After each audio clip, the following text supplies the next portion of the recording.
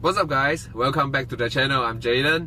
Okay, today we're gonna have another project on your Proton INSPIRA or Mitsubishi Lancer GT. Okay, we're gonna teach you how to remove the service maintenance reminder on your car. This is gonna take you roughly 30 seconds of time to remove the service reminder lights. Okay, let's do it. First, we need to turn the key once. Okay, just turn the key once, just like that. Satu kali saja. Then you tekan. Tekan until you see this. Okay, then you hold for 3 seconds.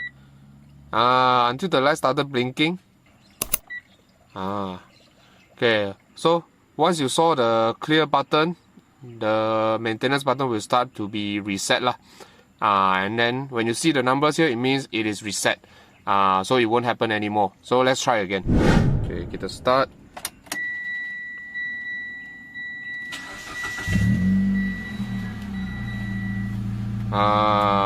Siap, settle. So that's it. Simple as that. Okay, 30 seconds of your time only. Then you can remove the service reminder lights on your car. So have fun trying, have fun doing DIY on your car. Alright, see you on the next one. Ciao.